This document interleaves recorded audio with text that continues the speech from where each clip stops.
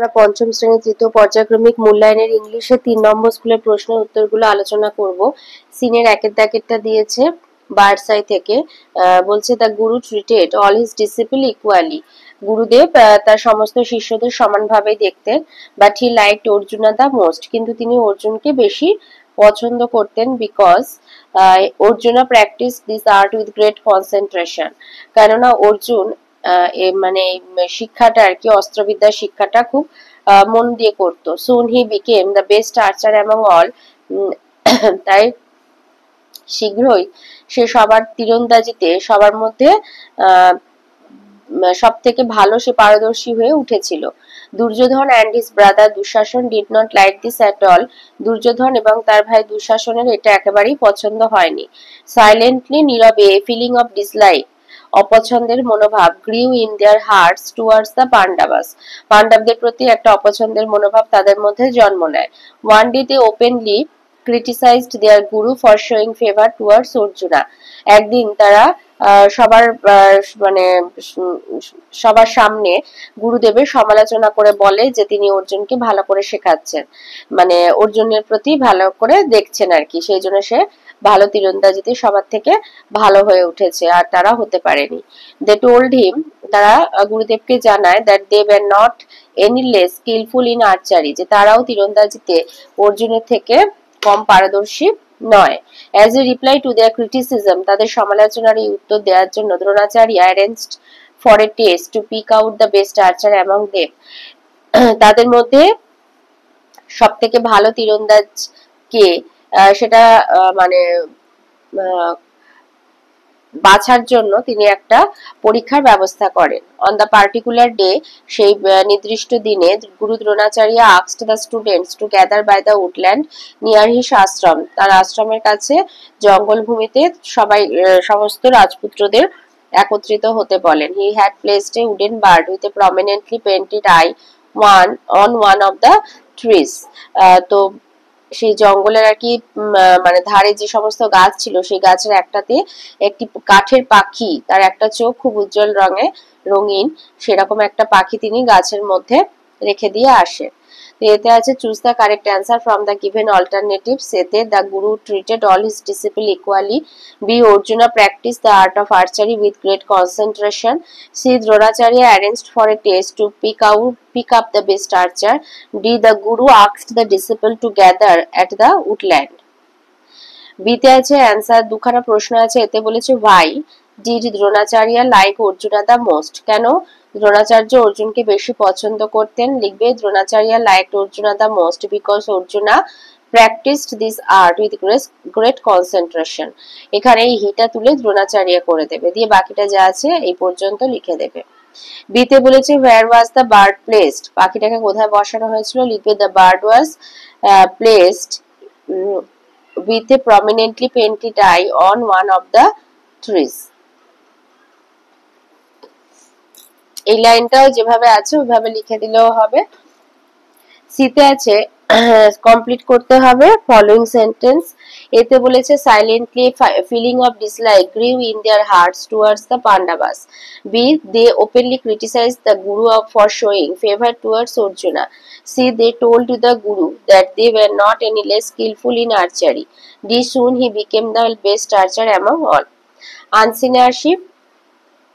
Number 2 আনসিনে বলেছে the earth gets light from the sun, পৃথিবী সূর্যের কাছ থেকে আলো পায়। দ্য আর্থ ইজ রাউন্ড, পৃথিবী গোল। All parts of this earth can not get light at the same time, যেহেতু পৃথিবী গোল তাই একই সময় পৃথিবীর সমস্ত জায়গা সূর্যের আলো পায় না। when one side faces the sun, যখন পৃথিবীর একটা দিক সূর্যের দিকে মুখ করে থাকে, the other side stays in darkness, তখন অপর অংশটা অন্ধকারে ঢাকা থাকে। the earth spins like a top from west to east, পশ্চিম থেকে পূর্ব দিকে লাটিমের মতো পৃথিবী পাক খাচ্ছে। this movement is called rotation of the earth, এটাকেই বলা হয় পৃথিবীর ঘূর্ণন। The earth takes 24 hours to complete the rotation, এক পাক সম্পূর্ণ করতে সময় লাগে 24 ঘন্টা। So in 24 hours all parts of the earth face the sun once, তাই 24 ঘন্টায় পৃথিবীর সমস্ত অংশ একবার করে সূর্যের সামনে আসে। This 24 hours make one full day. এই 24 ঘন্টাতেই একটা দিন হয়। We call the hours of light day. যখন সূর্যের আলো থাকে তখন তাকে আমরা বলি দিন, অ্যান্ড আওয়ার্স অফ ডার্কনেস, আর যে সময়টা অন্ধকার হয় সূর্যের আলো পায় না তখন আমরা বলি নাইট। তো এতে ক্যাপিটাল এতে আছে answer the following question. Small A বলেছে হোয়াট গিভস আস লাইট, আমাদেরকে কে আলো দেয়? The sun gives us light. বিতে বলেছে how many hours does the earth take to complete a rotation, পৃথিবীর একবার ঘূর্ণন কমপ্লিট করতে কত ঘন্টা লাগে?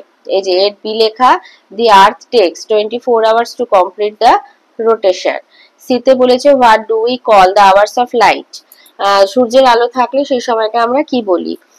We call the hours of light day. D বলেছে in which direction does the earth spin like a top, এই যে ডি বলে লেখা, the earth spin like a top from west to east, পশ্চিম থেকে পূর্ব দিকে লাটিমের মতো পৃথিবী পাক খায়। ইতে বলেছে when one side faces the sun then what the other side will be, বলছে যখন পৃথিবীর একটা অংশ সূর্যের আলো পায় তখন অপর অংশটা কি হয়? when the one side faces the sun the other side stays in darkness, এই যে এর ই বলে এখানে লেখা।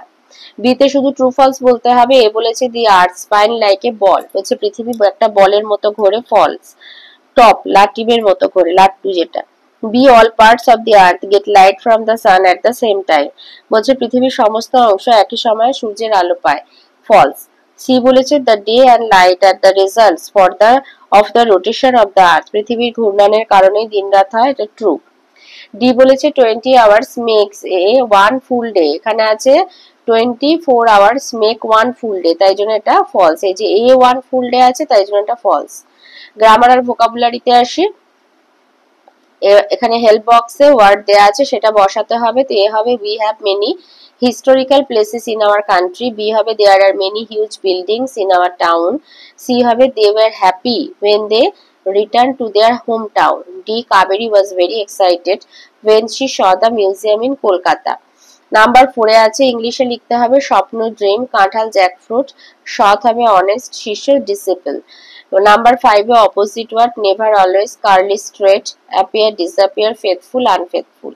6 এ আছে মিনিংফুল সেন্টেন্স লিখতে হবে। এতে আছে immense the scientist felt immense joy after her discovery. বিতে childhood I have very fond memories of my childhood. 7 A writing স্কিলে দিয়েছে কিছু কয়েকটা বাক্য লিখতে হবে about your experience of seeing the night sky. লিখবে last year I went to Darjeeling with my parents in winter. The place was calm and quiet and I watched the clear night sky in sitting on the terrace of the hotel. The sky was black and star-studded.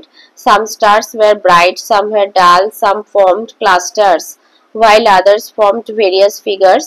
As it was night, the sound of crickets could be heard. It was a wonderful feeling and I will cherish this experience throughout all my life.